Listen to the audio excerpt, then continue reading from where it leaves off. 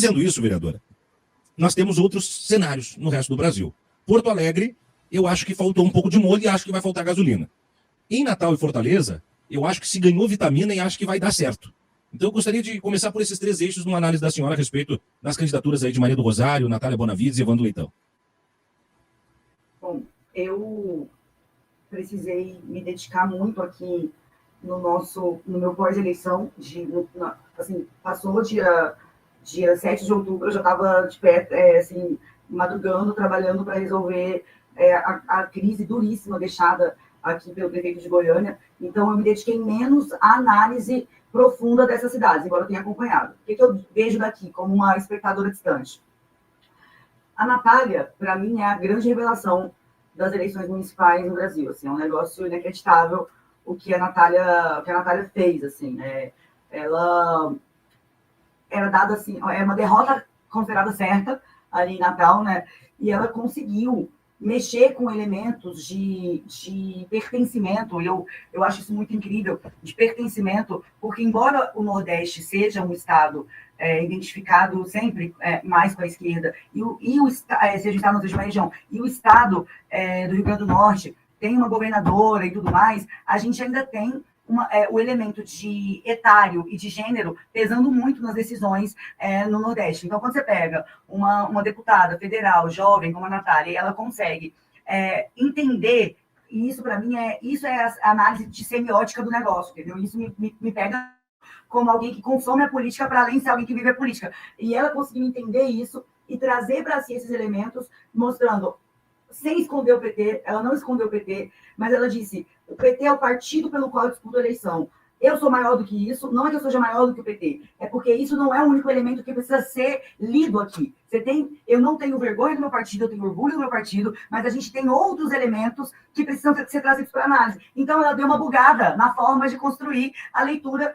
Porque que a gente teve, quando você tem petistas disputando a eleição? Ou você tem pessoas candidaturas, estratégias que afirmam muito o partido e acabam caindo naquilo que a gente chama de movimento de ficar em si mesmado. Então, você não consegue produzir símbolos, significados que vão além dessa identificação total com o partido. E, por outro lado, você teve também, que nesse caso, esse é o primeiro exemplo que eu cito, para mim é o exemplo da Maria do Rosário, lá em Porto Alegre, você não consegue acrescentar camadas para além dessa representação do que o partido significa. E isso tem bônus? Tem, mas tem um ônus de que existem novos significados sendo produzidos, novas linguagens, novos entendimentos, que só o partido não dão conta de explicar. Então, aí onde a Natália acerta e a Maria erra. E tem um outro grupo que é quem quis esconder o partido, como foi o caso da candidata do PT aqui de Goiânia, que ficou em primeiro, segundo lugar durante todas as pesquisas, desde a pré-campanha, e quando as urnas abriram, ela não foi para o segundo turno. E aí, assim, tem muita gente que fala, mas se ela tivesse explorado o PT,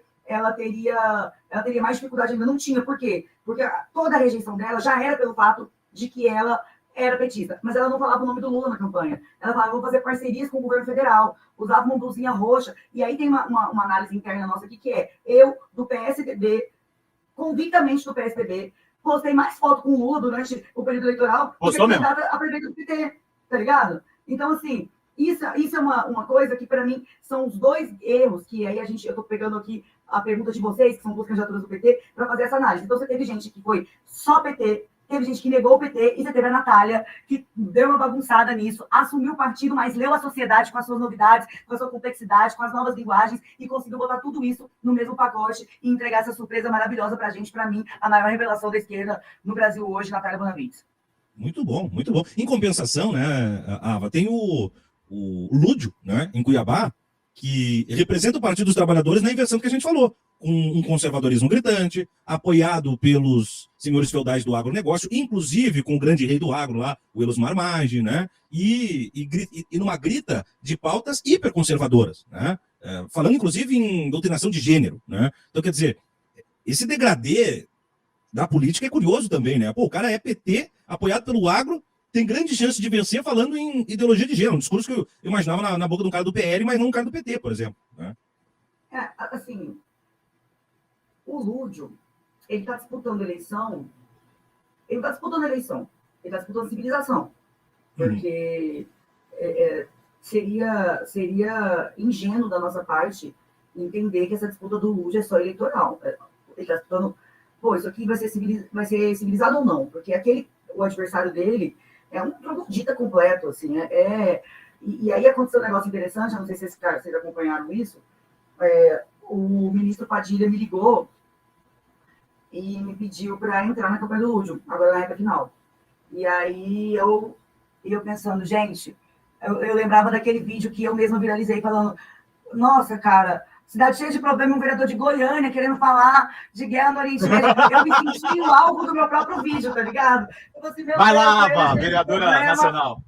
E a vereadora de Goiânia dando palpite na eleição de Cuiabá, puta que pariu. Mas aí, assim, eu entendi aquele contexto e conversei muito com o ministro Fávaro, né, que é o ministro da Agricultura, ele me ligou, dizendo, porque, assim, recentemente eu estive lá em Brasília, e aí o ministro Padilha gravou um vídeo comigo, falando sobre evangélicos, eu ensinei uma dancinha lá da igreja do Ministério de Louvor para o ministro Padilha, e aí o ministro Fávaro achou isso muito legal e queria que eu entrasse conversando com evangélicos. Por quê?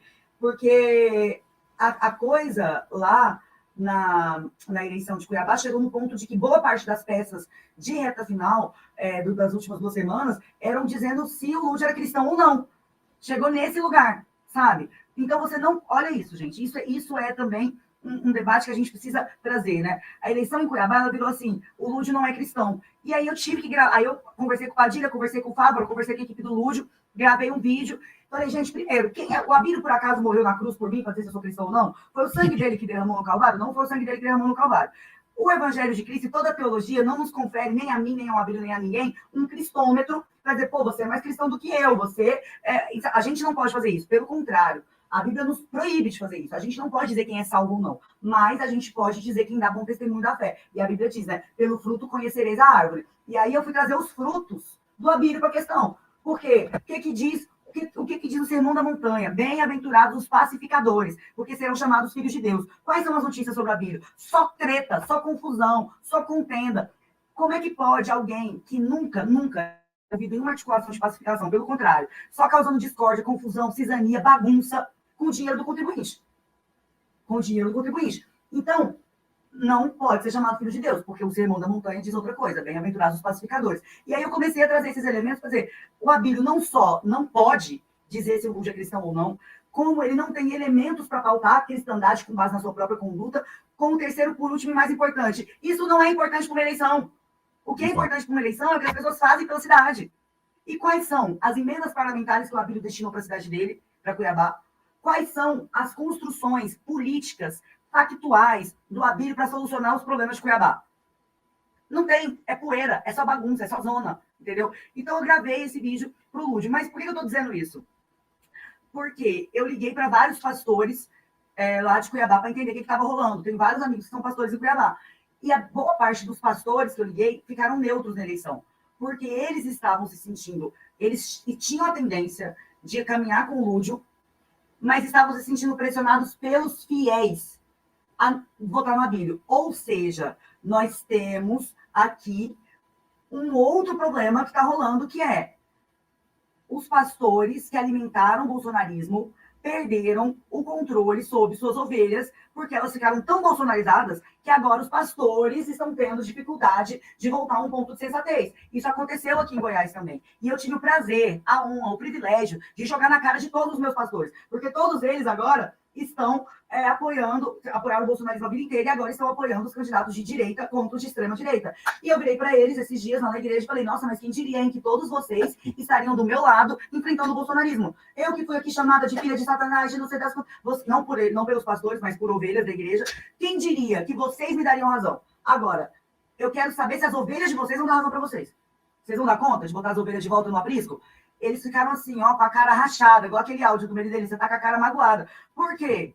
Porque não dão conta, não deram conta, porque ajudaram a alimentar figuras como o Abílio, que não tem compromisso nenhum com o evangelho, que não são dizimistas, deixa eu falar igual que a gente fala, não são dizimistas, não estão na igreja, não vão na escola bíblica dominical, não aguenta meia hora de quiz bíblico da minha mãe, não sabe o que é ir visitar um crente que está passando fome, não sabe o que é ser acordado de madrugada com a irmã, ligando, chorando, pastor, pelo amor de Deus, leva meu filho no médico, ou então, pastor, meu filho está sendo ameaçado por uma facção na cadeia, faz alguma coisa. Esses caras não fazem ideia do que é passar por isso. E os pastores, que sabem o que é isso, entregaram essas ovelhas na mão dessa gente. E agora estão tendo um trabalho danado para tomar de volta. Um trabalho danado para tomar de volta.